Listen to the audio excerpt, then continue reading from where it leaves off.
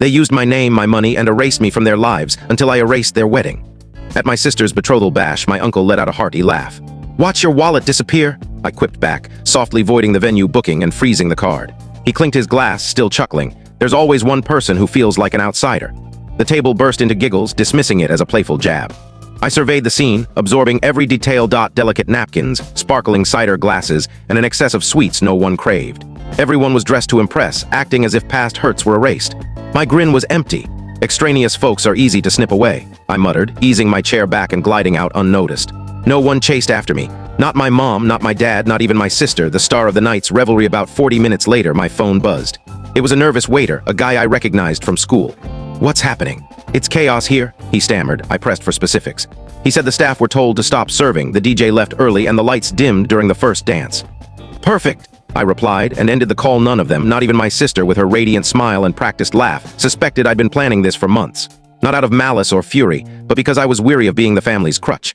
This wasn't sparked by the engagement. It stretched back further.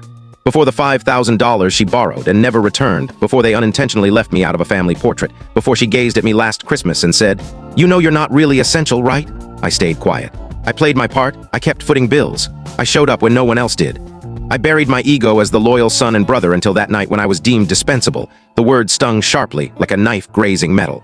Dispensable is what they call someone they've already swapped out but haven't bothered to inform. Once you realize you've been pushed aside, you stop caring. This didn't start with some dramatic betrayal. It began with, "Can you cover me? Just this once?"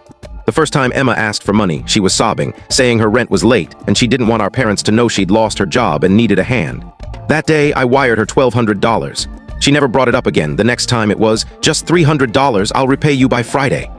Friday came and went, then a month, then silence. I never turned her down. That was my mistake. I was the elder sibling, the safety net, the one they called when things unraveled. I lived far enough to be ignored, but close enough to be beckoned when debts piled up. When Dad needed hip surgery and the premium brace wasn't covered, I paid. When Mom wanted to gift Emma a better car for her birthday, I co-signed. When their furnace broke in February, my phone pinged at 2 a.m. with a PayPal request. Their response was either silence or worse, as if they deserved it. At first, I told myself this was family devotion. That's what you do for kin, isn't it? I thought if I kept giving, they'd eventually see me as more than a wallet. I was wrong.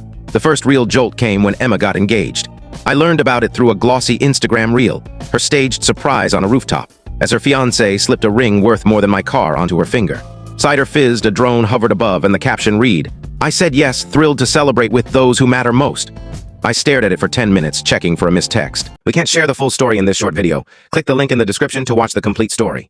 For more videos like this, don't forget to subscribe to our channel and give this video a like.